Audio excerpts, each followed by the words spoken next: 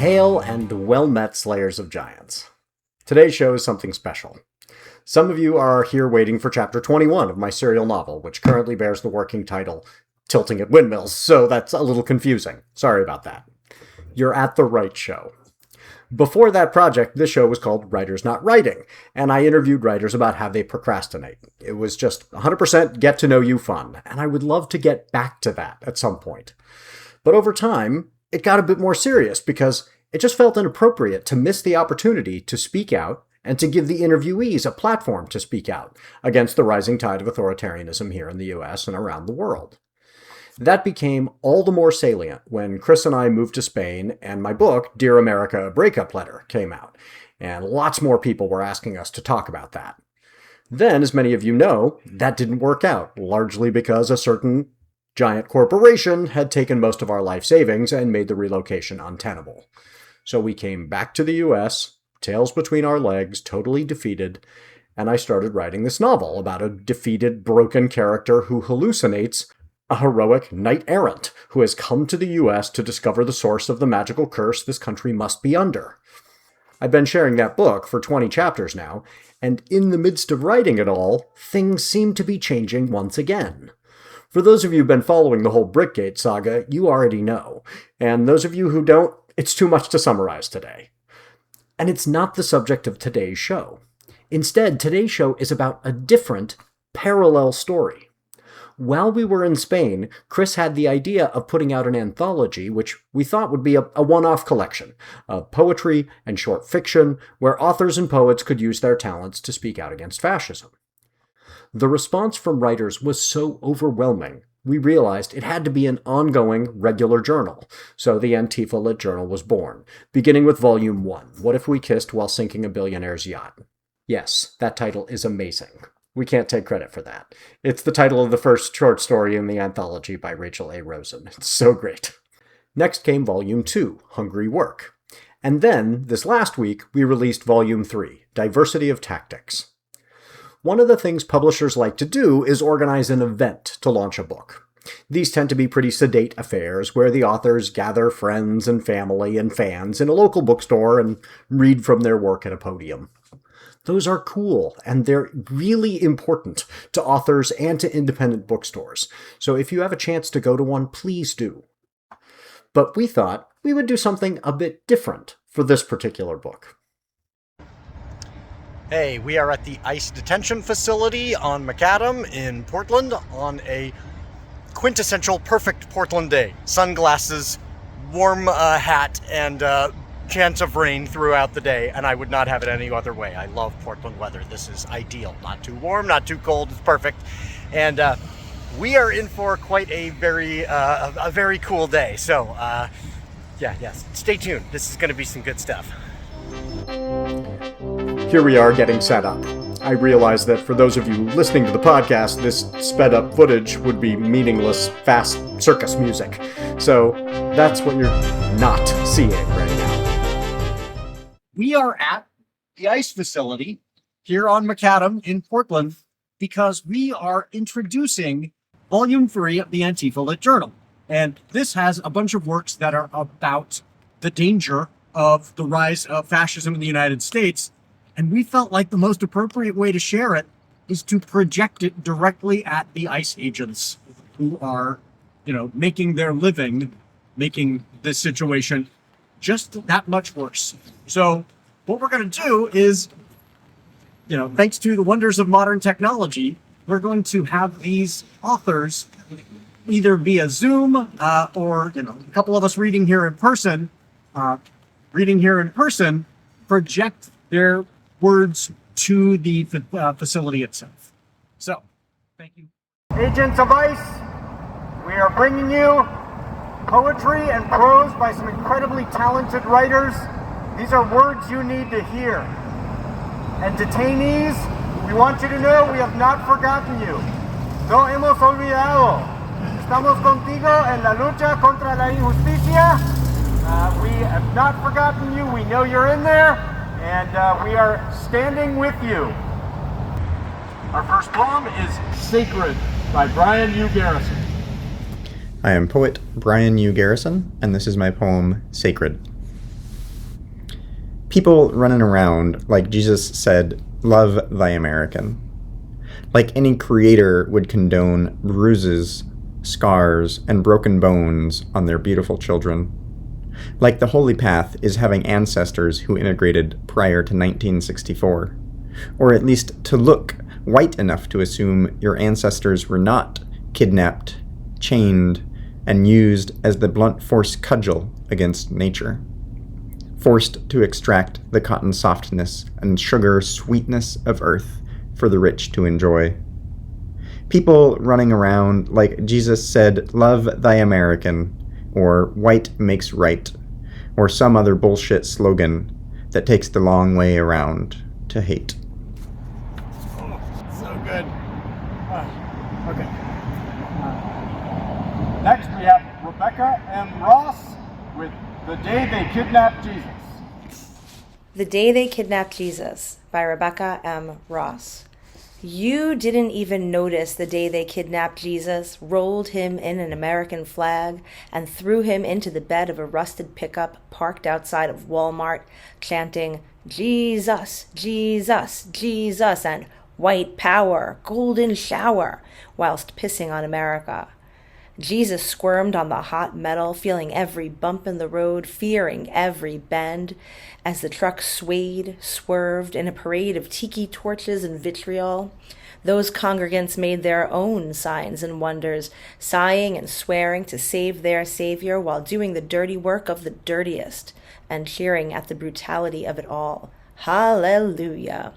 Sequestered to a damp basement cell built on the backs of immigrant slave labor, Jesus scrapes his bended knees on concrete and nurses bruises and raised welts from angry beatings delivered by dishonest disciples in black tactical vests, pointing assault rifles at his head, while a white hooded film crew flashes cameras and cues, "Guns, God, glory, crypto, Christ, control."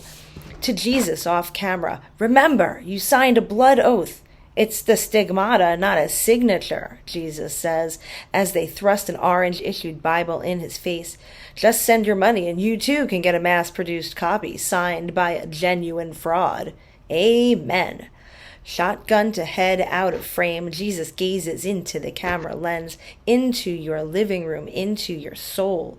He claims they are treating him well, but you didn't see how they bound his hands and feet, how they ripped basic human rights from his people, how they slaughtered children at school without even pulling the trigger, how they decided who shall live and who shall die with the wave of a hand, the drop of a mask, the signing of an executive order, how they falsified their own reality. They didn't show you that part.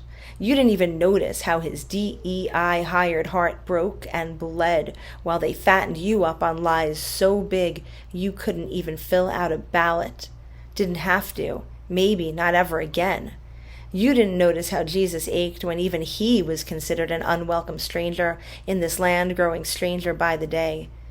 "Who's your daddy?" the tiny-handed dictator spits, his platform shoe on Jesus' neck, directing ICE men to drag his limp body from holding cell to deportation. Jesus knew they'd shoot him too on Fifth Avenue, leaving him writhing and dying in the street, so he shut his mouth and hoped you'd notice. "Rub the red from your eyes, you'll see clearly. Where's your God now?" Locked up, listening to the laughter and knife-sharp rallying cries of a crowd in cheap red hats and flag-themed apparel, lusty with culty allegiance, desiring to suck the root of a soulless man so they can denigrate the stranger. Even Jesus isn't welcome here. What makes you think you are? Next up, we have Serena Dory with Poetry Addicts Anonymous. Poetry Addicts Anonymous by Serena Dory. I had escaped the house with the excuse that I needed to go grocery shopping so that my children wouldn't know where I was really going, so that they wouldn't find out about my addiction. I made my way to the room in the basement of the church, hearing Tyler's booming voice as I tiptoed down the creaky stairs. Poetry is the gateway drug to all things literary, he said. First, it started with some simple haikus and limericks. Then, before you know it, I was reading the lyrics of old jazz songs. You know the ones that were written by humans, not AI. After that, I started diving into Charles Dickens. I can't stop. I could thoroughly identify with those words. A shiver ran through me as I thought of the scent of dusty pages, of running my hand over an embossed cover, and losing myself in a good book. I found an empty seat in the circle. Familiar faces nodded to me. Tonight, there were almost 24 people. Not everyone was a poetry addict, but many had started off that way, just like Tyler. Nina was speaking as I removed my jacket and tucked my purse under my chair. She was a young bohemian type with frizzy hair, chunky jewelry, and a crinkly skirt. There's this one author, I won't name her. I hate her so much. Every time one of her books comes out, I have to get it. I stay up all night reading. I get so sucked in, I don't eat. I don't stop to use the bathroom. Last night, I got to the scene that was so funny, I peed myself laughing out loud. I guess I should have stopped reading long enough to use the toilet ahead of time. Or read on the toilet, I thought. I chided myself. That was the kind of rationale of an addict. Faces around the circle nodded in sympathy. A new woman with owlish eyes behind overly large glasses said, "My name is Carol. I'm a reader too. I can relate to what Nina just said. I used to always be searching for my next escape. I was secretive about it so my family wouldn't know. I would read in the dark." She waved a hand at her glasses. "Now the doctors tell me I have strained my eyes. I can't even read recreationally." Tears spilled down her face. The woman next to her handed her a tissue and patted her shoulder.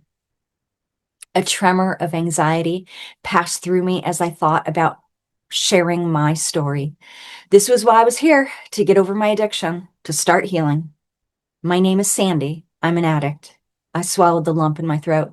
It's been 11 months since I read a book. But as they say, once an addict, always an addict. A nervous laugh escaped from my throat.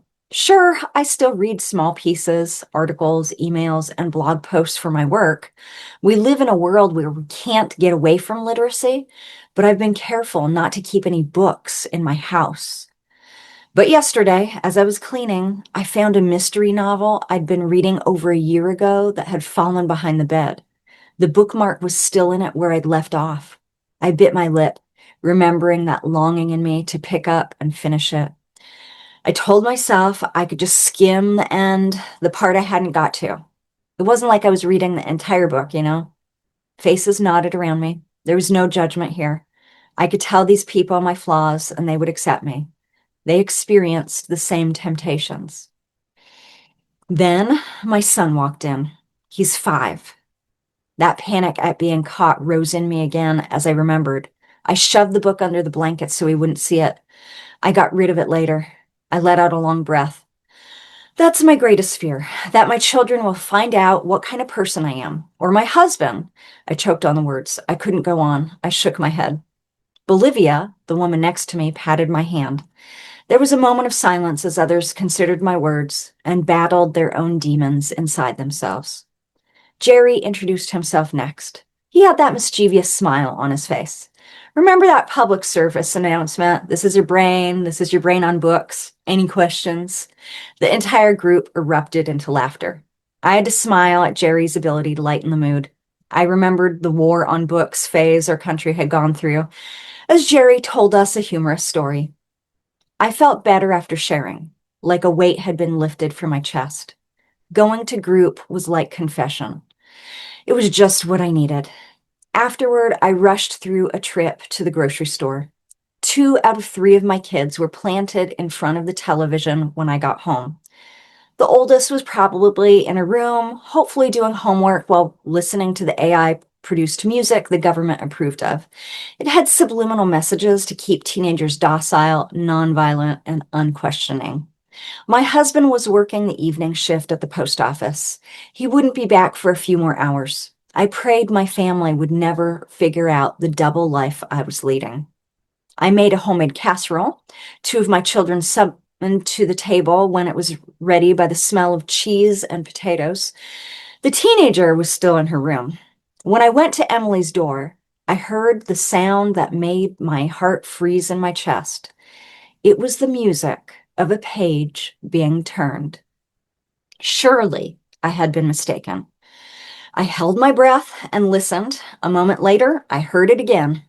I flung the door open, knocking a chair aside that Emily had slid in front of it to keep anyone from getting in.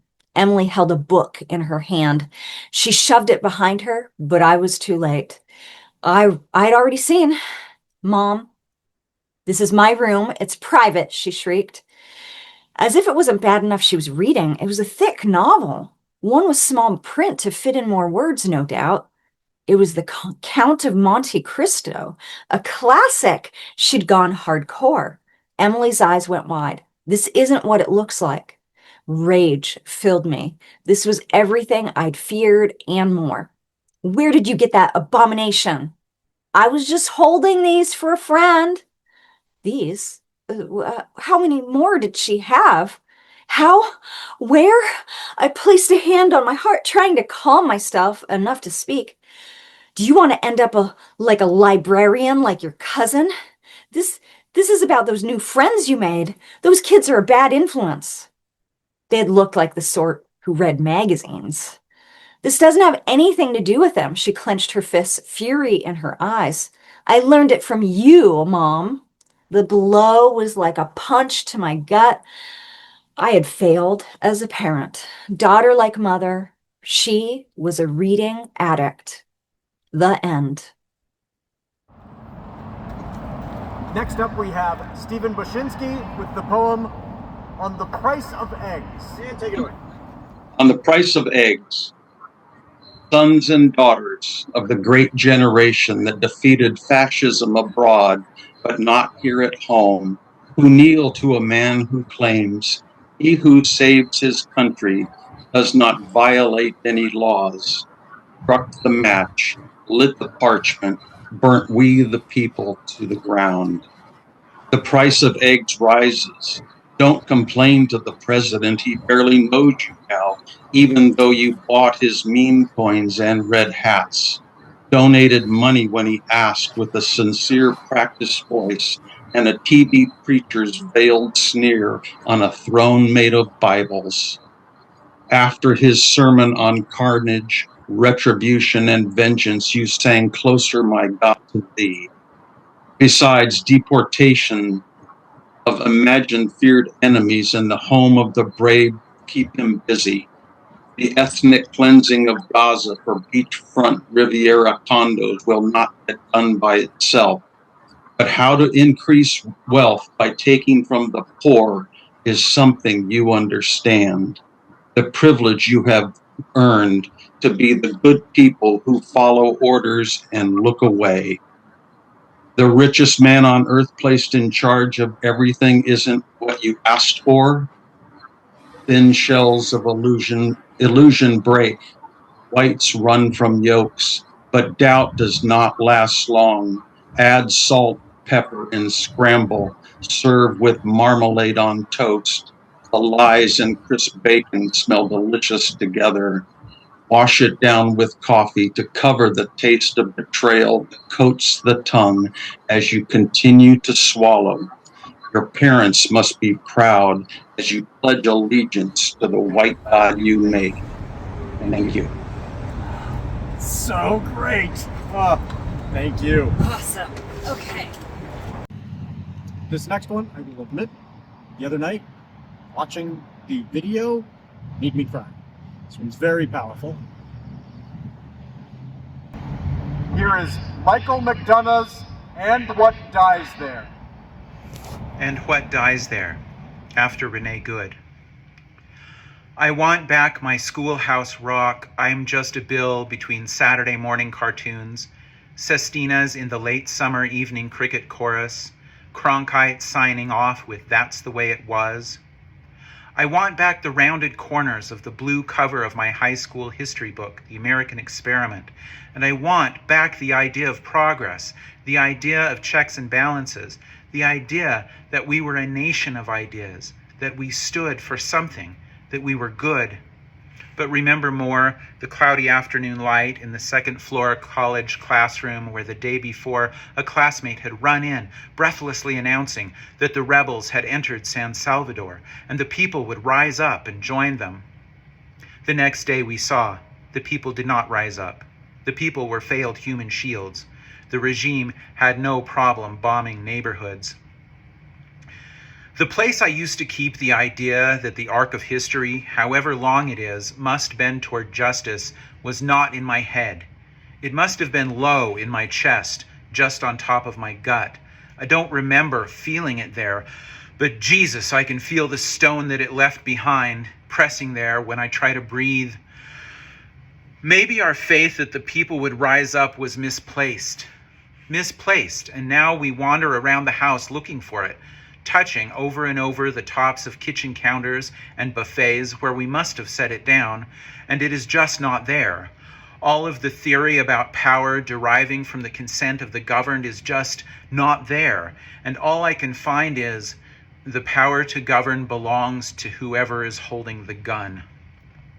What we see from this camera angle is that it was never about freedom, democracy, human rights, that it is, as it has always been, about power. That when, after dropping her child off at school, a poet gets shot in the face.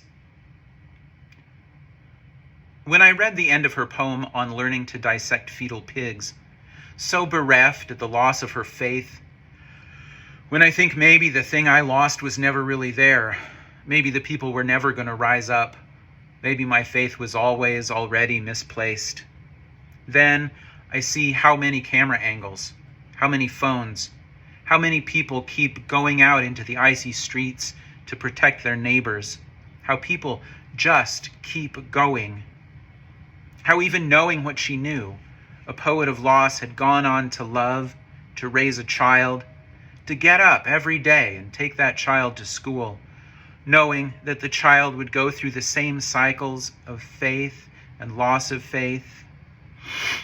Can I let them both be, this hard-edged world and the going forward anyway? Oh. I won't get tongued. Whew.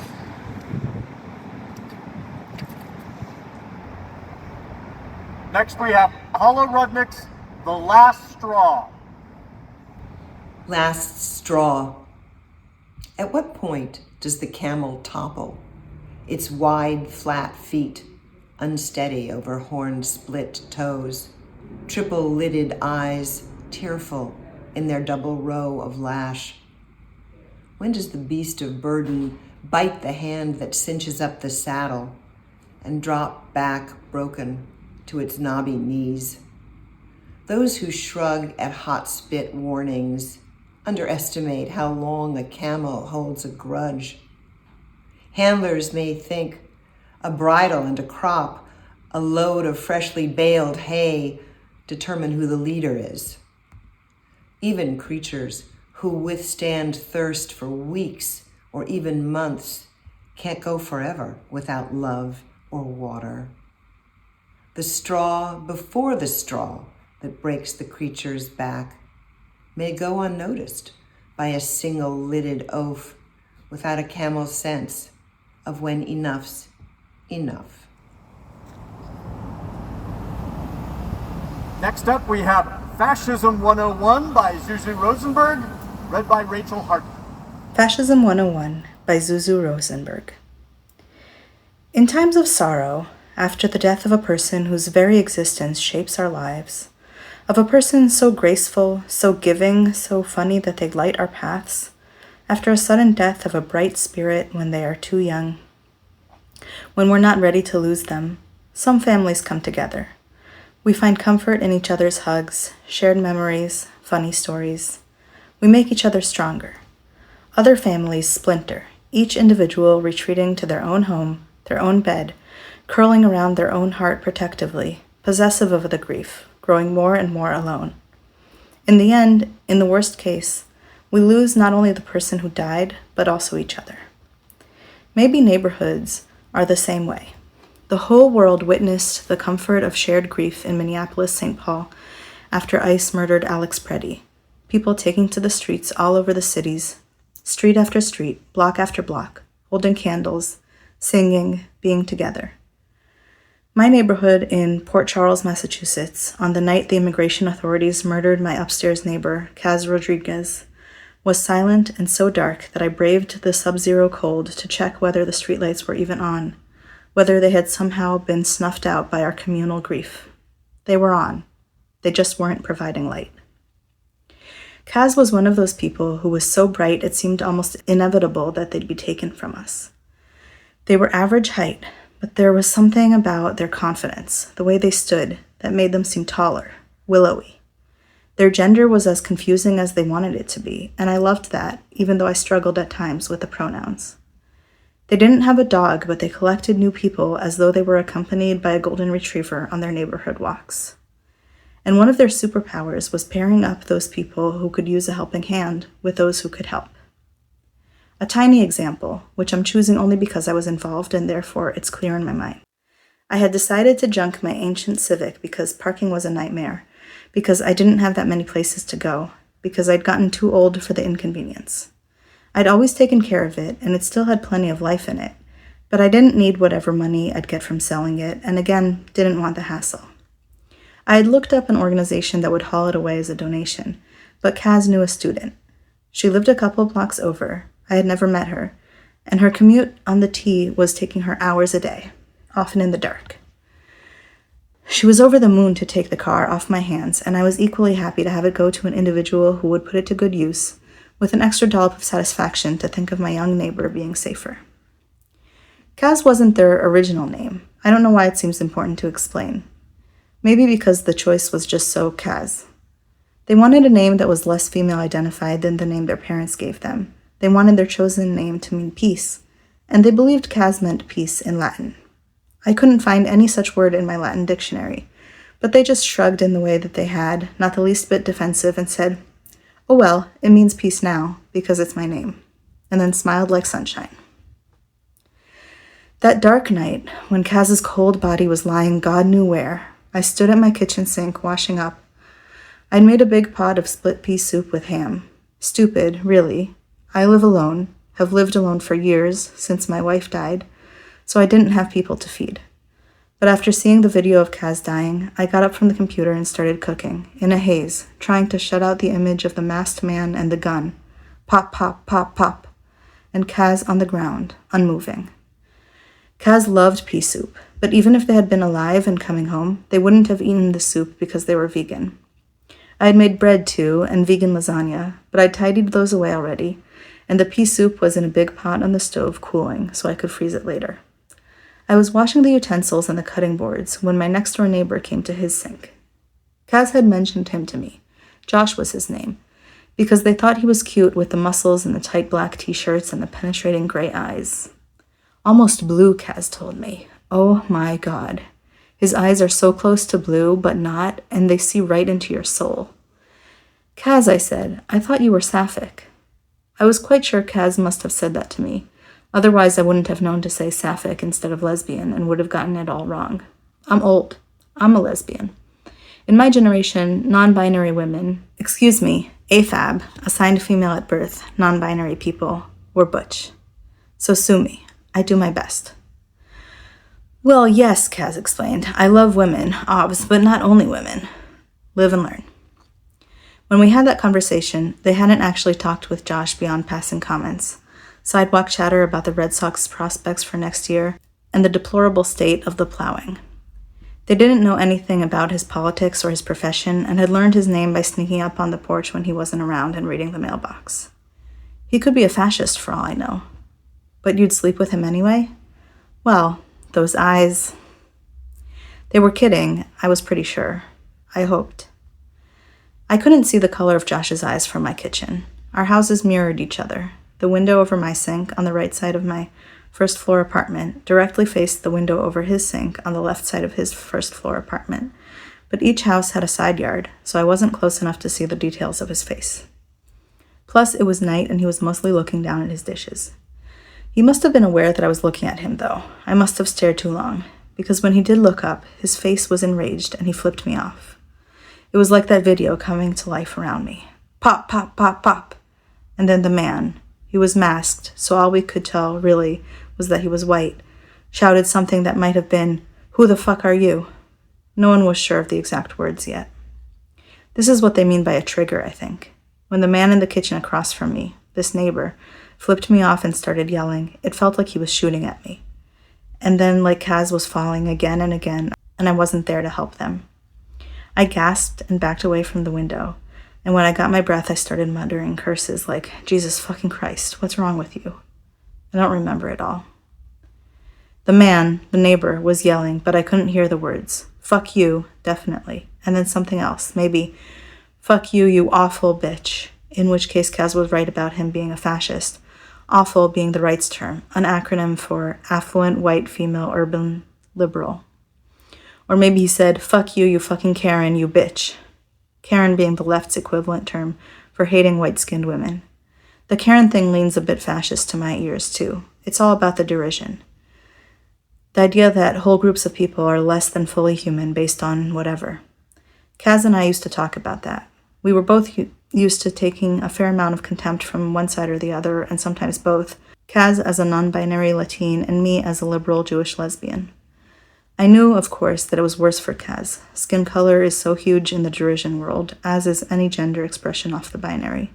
But they didn't see it in those terms. They insisted that oppression isn't a contest. If you know what it feels like to be the object of derision, the point is to use that knowledge to help others in the same position. The anger emanating from the neighbor went beyond derision to pure rage, and it was directed at me in my kitchen hours after witnessing Chrys's murder. I was in no condition to cope. Shaking, I walked away, went and sat on my living room couch in the dark, watching the street for ice, my heart aching, my ears alert. We didn't particularly expect ice in our neighborhood, but there were foreign students who lived in groups up and down the street. If ice came hunting, I had my whistle to help alert the neighborhood. But if it was the neighbor who came prowling outside my house, I might not see him. It wasn't as though I was exactly expecting him either. It just felt like there was something dangerous outside, and I was feeling for it with my eyes and my ears and my skin. Kind of like when you think you felt something crawling in the bed, and you throw the covers off and look, and then, even though you can't see anything, you can still feel it creeping, crawling. Usually it's nothing, but I caught a tick on my neck that way once. It occurred to me, sitting on my couch in the dark, that if the neighbor were outside with a gun, he might see the silhouette of my head. I tried lying down on the couch, but then all I could see outside was sky. I moved to the bedroom where the shades were already drawn so no one could see me. That meant, of course, that I couldn't see them either. I wouldn't see ice if they came, but the whole neighborhood was on the alert. I lay on the bed, listening and trying not to think of Chrys's body, alone somewhere, or worse, with strangers who hated them. I was freezing, even though I'd already turned the heat to 70, 2 degrees higher than usual, but I didn't get under the covers. It seemed like I should be ready when the trouble came. So I lay on top of the bed, thinking about the neighbor screaming at me and the masked agent screaming at Chrys. And I decided that what the agent shouted was not, "Who the fuck are you?" but "What the fuck are you?" And that he shot Chrys just for being confusing. I was shaking with the cold, my teeth literally chattering. Finally, I got up and turned the heat up to 80. Fuck it. On my way through the kitchen, I peeked over at the neighbor's apartment, hoping to see darkness and be reassured that he'd taken himself to bed. But there was a light on in the back. So he was up too, creepy, crawly, plotting something. I put the pot of soup in the refrigerator, went back to the bedroom, piled extra blankets onto the bed, got under the covers fully dressed, sneakers and all, and fought to relax. All the usual bedtime relaxation tricks, counting breaths, naming thoughts and feelings, listing things I'm grateful for, were no good. I was still fucking freezing, shaking, alert. The noise, when it came, was right outside the bedroom window. The neighbor climbing up the drain pipe, an assault rifle strapped to his shoulder. I could see him out there, in my head, climbing in the shadows. Except there was no drain pipe near the bedroom window. I had drifted, I realized. Not all the way to sleep, but far enough in that direction to turn the noise I'd heard into vivid nonsense. I had definitely heard something, though. I lay still, listening, and finally there it was again, the scratching at my window, and in the distance there was banging, like maybe ice was a block or two away. I felt for my whistle, hanging around my neck, the metal warm. If ice were blocks away, someone else would see them first, and I could be ready to amplify a warning. But that scraping sound, right by my window, kept me from looking out. What if the neighbor was right there, peering back at me? The sound came again, scratch, scratch, scratch. not quite as piercing as fingernails on a chalkboard. I couldn't place it, but I knew that sound. I knew that sound well, actually. So well that it seemed normal, part of the apartment's soundscape, like the hum of the refrigerator or the hiss of the radiator letting off steam. Ordinary. I breathed. The familiarity was calming, as though angry men wouldn't be able to penetrate the sheer normalcy. I breathed and listened until my heart got quiet, and when the scratching came again, I recognized the sound of naked forsythia branches brushing against the bedroom window. The wind had picked up. Behind the scratching of the forsythia, a neighbor's wind chime contributed a slow, quiet bass, and there was an occasional distant bang that was almost certainly a neighbor's loose shutter. I got up to peek around the shade, just in case the banging was actually immigration officers, but the street was quiet and the dark was starting to dissolve into dawn. I had made it through the night. Now that day was coming, I raised the shades, then climbed back into the warm bed and tried again to breathe and quiet my mind. And must have succeeded, because that was when I felt Kaz's presence. They could have been hanging around with me the whole night for all I knew, unable to get my attention through all the noise in my head. It is true that I have to be quiet to hear my ghosts. Some, my wife and my grandparents, other relatives from my grandparents' generation, those ghosts, in other words, who have been dead for a very long time, don't visit unless I call for them. I might be worrying about my father's dementia, and then my grandfather will show up to remind me that I'm not alone in my concern. Or I might be thinking about how much I still love my wife, and her voice will come in my head, saying that she loves me too, and I can feel her arms around me, the safety of her embrace. But that's now. In the hours closest to their deaths, each of them came without prompting, with messages of love, of gratefulness, of forgiveness, when my head and heart were quiet enough to hear. With Kaz, the first thing I felt was lightness, a lifting of the grief, shock, and fear of the last day. My profound relief was mixed with guilt for not being there with them, guilt for being relieved, and then I caught, in the corner of my mind's eye, Kaz's easy smile, and words I wouldn't have dreamed of echoed in my head. I'm okay, Hannah. You can let go now. I'm okay. I breathed in deeply, easily, and released, and breathed and released again and again, with Kaz right there, reassuring me. Hannah, I need you to give Josh a message for me, they said after some time. I don't know how long it had been, but the sun was well up. I didn't respond because I didn't need to. Kaz knew how my night had been. Speaking to the neighbors seemed, I'll just say, a remote possibility. Fascism 101, Kaz said. Hate thy neighbor. You know this, Hannah. Hate is what they want from us.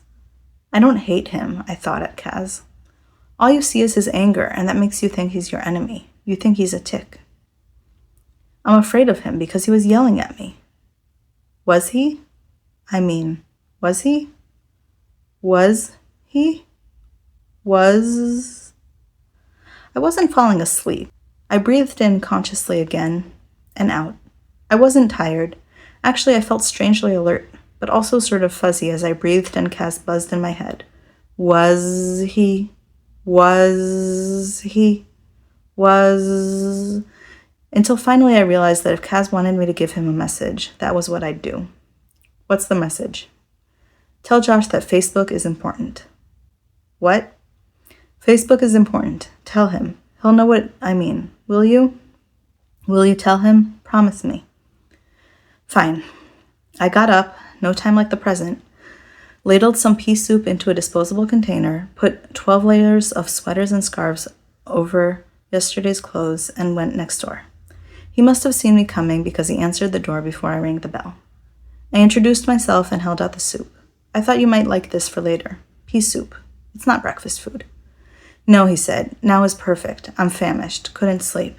It's not vegan, is it? Ham. Kaz wouldn't have approved. He smiled. His gray, almost blue eyes looked tired, but not icy like I'd imagined, and he invited me in. He was a good 20 years younger than me and certainly a lot stronger. Not that I expected him to kill me in his own apartment with his hands, but still. Could I ask you something first? We were letting the cold air into his apartment, but I wasn't moving. He shrugged, as in, can I stop you? Why were you so angry at me last night? He shook his head. Last night, you were in the kitchen, you were cursing at me. He shook his head harder, like maybe that would clear the cobwebs. I waited. He was about 15 years older than Caz, in his mid-40s. That perfect age with just enough lines to make him look comfortably worn but still muscular, energetic. While he put his brain to work on how to answer me, I wondered if they'd slept together since the last time Caz and I discussed him. "You were at your sink," I said finally, trying to be helpful. "You flipped me off?" "Oh, no, I didn't see you. I didn't know you were there. Shit, I'm sorry. He paused to think and then seemed sure. Your house was dark. I didn't see you. I wasn't yelling at you. I was just yelling. They were calling Caz a terrorist. I mean, fuck. Jesus, I'm so sorry." "No," I said. "I'm sorry." I had turned the TV off before anyone said terrorist, but I wasn't surprised that they had said it or at Josh's reaction. If I weren't so worn out, I'd be yelling too. We went inside. "I really am sorry," I told him. "I misjudged you. I was so... You know that saying, I'm beside myself? It really was like that. I wasn't in my body. Everything was so silent, so dark. Nothing for Caz, no vigil or anything. I mean, in Minneapolis and St. Paul, they had candlelit vigils for Renee Good and Alex Preddy. They lined the streets. We had nothing. I started to cry then. Not just cry. I was sobbing, letting go as though I'd known this man all his life, as though he were my son. And he cried too. If we had really known each other, we might have hugged, but instead we sat at his kitchen table, waiting for his soup to heat in a pot on the stove, crying and crying. When the soup was hot, we pulled it together so he could eat. The vigils for Renee Good and Alex Preddy didn't just happen, Josh said. He spooned soup into his mouth, swallowed, and went on. In Minnesota, they're organized. They've been organizing for years, since George Floyd. The neighborhood groups are all networked on social media. There are organizers here, too, sure, and they're brilliant. We've all got our whistles, right? And the number to call? But on the neighborhood level, we're not there yet." Right. Of course, that was true. It was all about the organizing, and we hadn't had time yesterday, and I didn't know what I was doing, or who to reach out to, or how, beyond my own friend group. That reminded me of Caz's message, but I didn't know how to explain to Josh that I talked to ghosts. I just sat there staring at him while he ate and finally blurted, "Caz wanted me to tell you that Facebook is important." He looked at me blankly and swallowed, took another bite and still looked flummoxed. "They said you know what they meant." I was feeling extremely lame. He swallowed again. "I do know what they meant. I'm just confused. Did you see them at the demonstration? I thought they said you weren't going because..." "No, I didn't go. I should have gone. Sometimes I do go when I'm feeling up to it, but I didn't go yesterday because I was feeling old. And maybe if I had gone, Caz would have been busy looking after me and everything would have been different. I should have gone." "We talked about social media on the way to the protest," he said. "We walked to the tea together, and we were talking about organizing a neighborhood group. Just like you said, we were thinking about what happened in Minnesota and how well organized they are. We compared notes on who's organizing here, thinking about pitching in, at least to start our own neighborhood group. I thought, that neighborhood app, and they said we should be on all the platforms, and I said, yeah, I guess, except Facebook. No one's on Facebook anymore. That's what they were talking about. And then we got separated. It wasn't like we were planning to stay together anyway, but I kind of wonder..." He scraped the bottom of the bowl and got up to go to the sink, and I knew what he was wondering because it was the same as what I was wondering. If we'd stuck closer to Caz's side, would they still be alive? "Anyway," he said, "I still don't understand when Caz told you about Facebook. It's not important."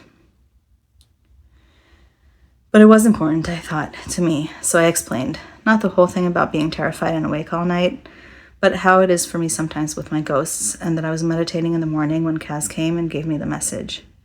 It's kind of a lot to hear, especially from someone you barely know. He looked dubious, but he also looked, after a bit, as though he was having trouble coming up with another explanation for why I knew about their conversation about social media. He shrugged. "I'm on Facebook," I said. "It's where all my friends are." He nodded. "That's what Caz meant then. That's where we connect with..." I took pity on him. "Yeah, with the old people. It's hard sometimes when you're young, knowing how to talk to old people." "Anyway," he said, "it doesn't matter now. I have no idea what to say on social media. Caz was going to do that part." "Oh, I can write messages," I said. "I just have no clue where to put them, or how." "This is why Caz wanted us to get together," he said. "This is why," I agreed. I could feel the certainty like sunlight breaking through the clouds after a storm, a big beam of Caz light shining on us. Josh handed me a pad of paper and a pen, then opened his laptop. Let's get started. Next up, we have the poem Threatened by poet David Milley. Threatened by David Milley. Yesterday, I walked down the driveway to open the gate. From the trees that hang over the drive, something screamed. I thought it was a bird. I looked and saw nothing. I opened the gate. Whatever it was, it screamed again. I looked up. At the very top branch, a squirrel stared at me. It didn't shake its tail. It did not quiver. It did not chatter. It stared at me and screamed again. Afraid it would leap, I kept my eye on it as I backed slowly away. I went back to the house. Warren was inside. I told him. I tell Warren everything. Probably has a nest nearby, he said. You're probably right, my reply. Protecting your young. I turned on the TV. There's talk to end our marriage, break our home, erase us. I'm here. I will not move. I scream. So good. And it is wild for me to think about the journey this poem has been on. This poem was written in Madrid about these people. In Spain, a country with a history of fighting fascism. And now I've come around the world to speak to the very people that everyone in the world knows to be our modern fascists. And so there's a journey in this poem.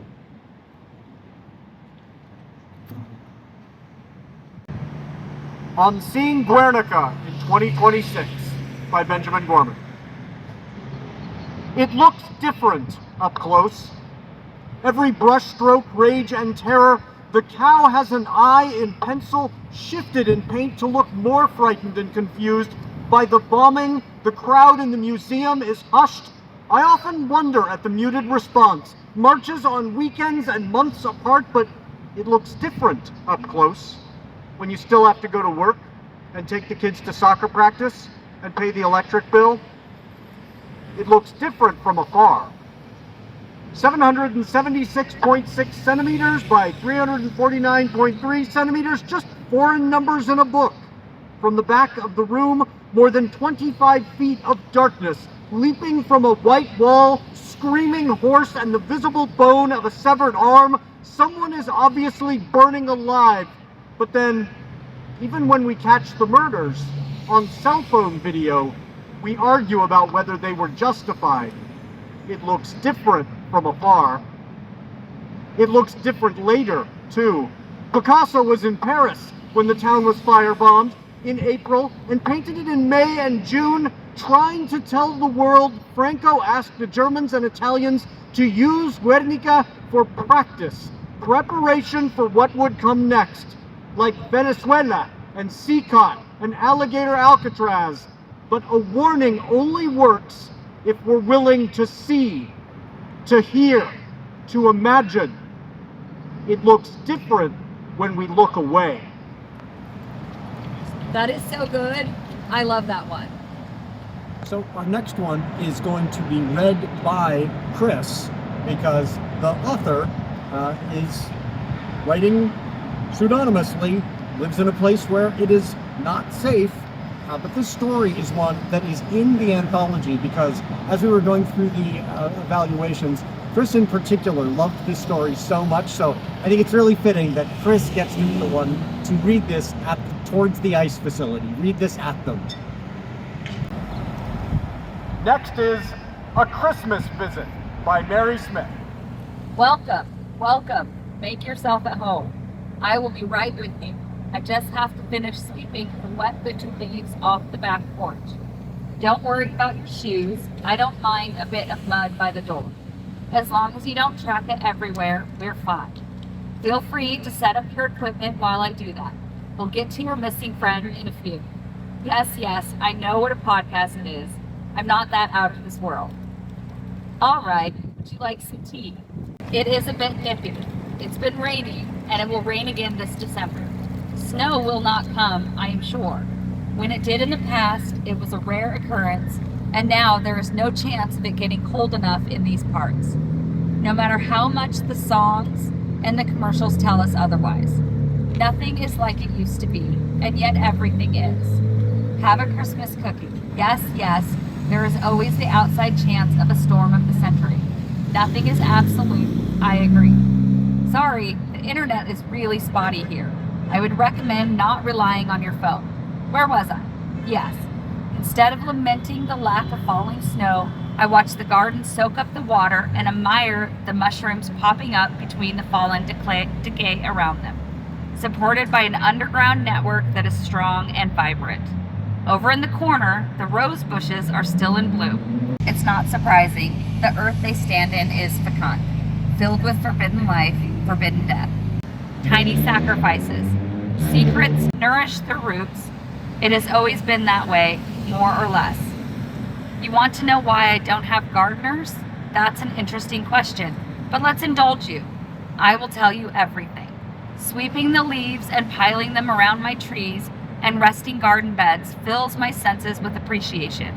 It all looks quiet and harmless, dormant and submissive. It is anything but, just like I am, just like the precious darlings are who come to me. Beautiful flowers or hardened vines, all with similar problems, all without worthwhile solutions. Forced to rely on ancient traditions and piles of leaves to be swept on top of their predicaments. No, none of them went missing. They were found. They went home. They were grateful. No, your friend was not one of them. Your friend is the opposite of them. Payment? This is not a monetary transaction. I think you are getting the wrong idea here. This is about community, my dear. About saving lives. About chances and flourishing. I am providing an environment for growth. All I ask in return is a name and, if possible, an address.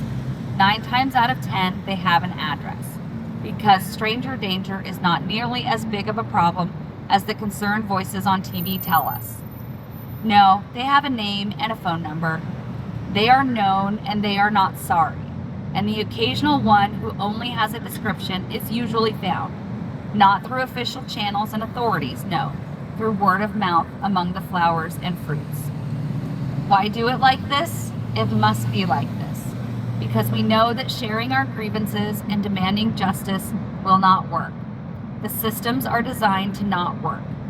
And what some people call unnecessary brass or vindictive vigilantism, I call justice. Yes, you can quote me on that. Justice, carried out on an individual basis, swift and pointed, but quietly, calmly. The world at large won't even notice. What? No, I don't believe in shooting people. Didn't you hear? I am very fond of peace and quiet. I just love the holidays.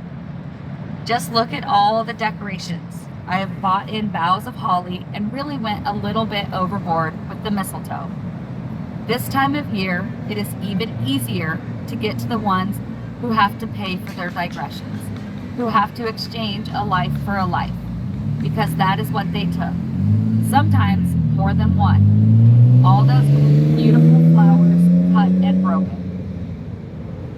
Anyway, like I said, the Christmas spirit is rather helpful. Who looks twice at the holiday cheer and suspects anything amiss among the clutter from real estate agents and dentist offices, the catalogs of furniture warehouses, and toy outlets? One more Christmas card from an unknown sender will likely be lost in the shuffle.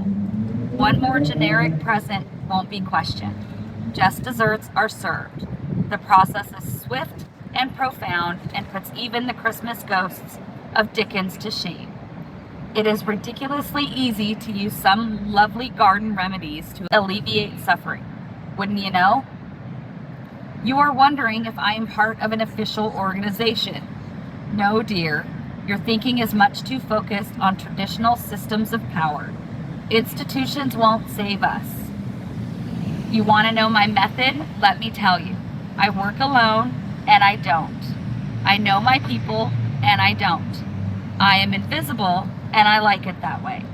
It is a balm not to be seen when being seen leads to being hounded. I do not have time for that. there is work that needs to be done. Work like growing mushroom networks, feeding gardens, and planting bulbs for next spring. And maybe, just maybe, setting the world a little more right.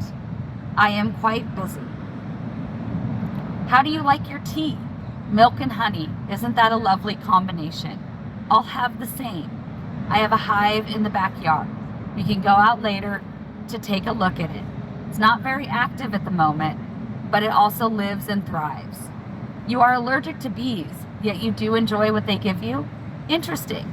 It is good, the tea, isn't it? I gather you are not satisfied with my answers. I'm not evasive, but I am wondering if you are really listening to me. I have not lied to you either. I color within the lines. I do. I follow all the rules. My life is as ordinary as it can get.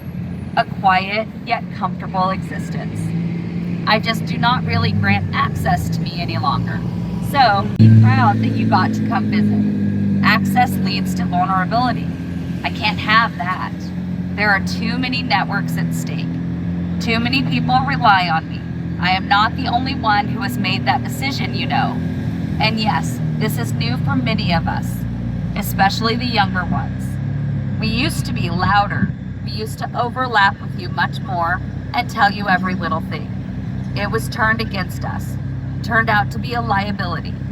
To use one of your expressions, the cost to benefit ratio for us was just too high. I see, I owe you transparency. On what grounds, dear? You demand answers. I don't see how I could be any clearer. I already let you into my inner sanctum, didn't I?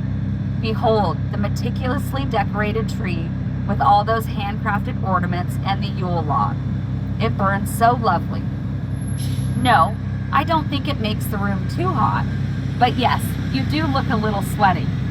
Personally, I am always a little cold. Blood pressure issues, you know. If you want, we can go outside and I will show you the roses. That might cool you down a bit too. We still have a little daylight left. No, you don't want to go outside and see the beauty, but rather get to the point? Those roses are precious, and the mushrooms are too. I have such varieties out there. You don't like mushrooms because you don't know which ones are bad?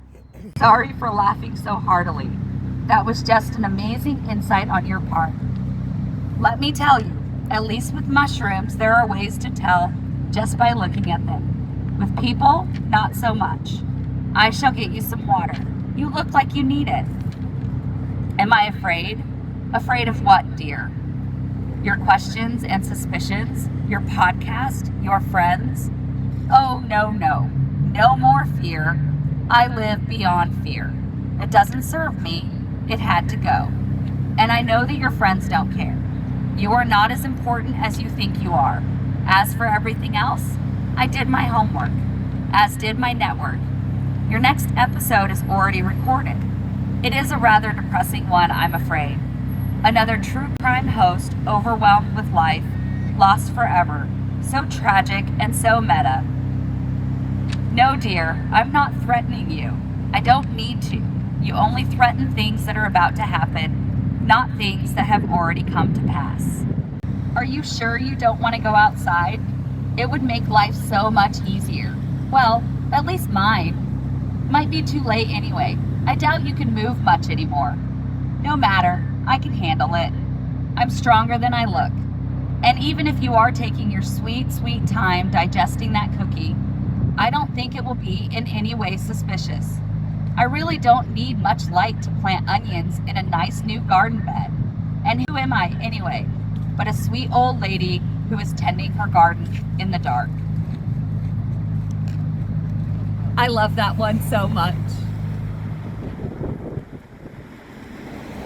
The next poem by Brian U. Garrison is Does This Mean Anything? And this is my poem, hopefully a little more hopeful, called Does This Mean Anything? Guns beget guns. Plant flowers instead. Plant corn and share tortillas. Plant sunshine in summer for a midnight blanket when snow falls.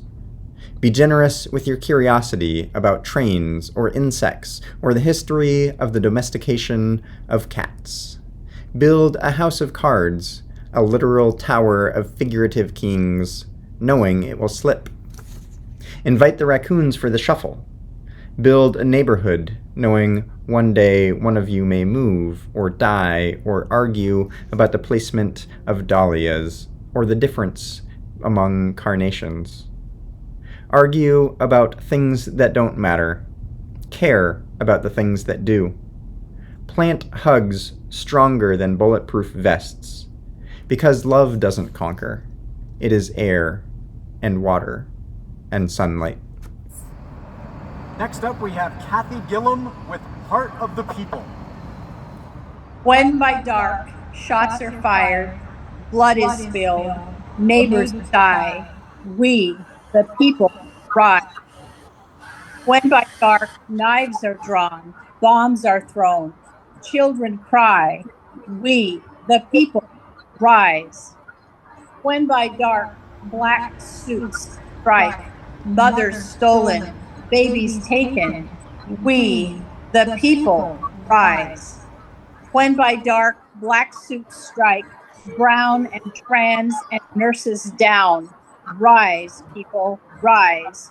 On lawn and playground, block and park, by the dawn, by the dark, rise, people, rise.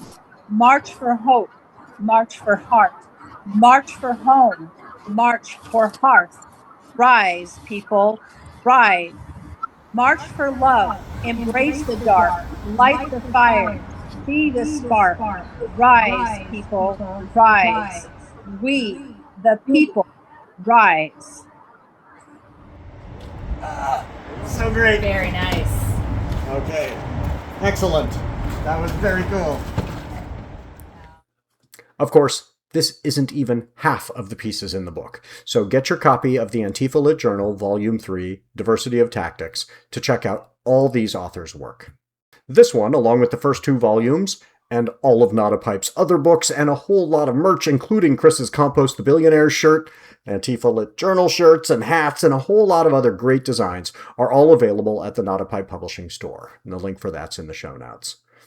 Subscribe and follow wherever you're finding this, and if you want to catch up on the novel Tilting at Windmills before Chapter 21 comes out next week, subscribe to my Substack or become a patron of my Patreon, and you can get all the previous chapters.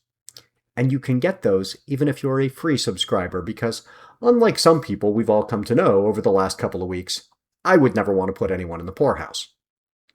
A little teaser for you followers of Brickgate, as well as the people following the novel. Next week, Benjamin, the fictional character, along with Rolando de Santa Maria del Pi, get assistance from a certain third party. And the story takes a wild swerve. What exactly will that swerve involve? I don't completely know yet either. So come back next week and we'll find out together. And in the meantime, please, keep speaking out. Keep defending your neighbors. And never accept that injustice is our new normal and there's nothing we can do about it. Because if the last few weeks have been a microcosm, I hope they've reminded us all, myself included, that when people come together and take a stand, we can move mountains. We can even slay giants. I'll see you next week.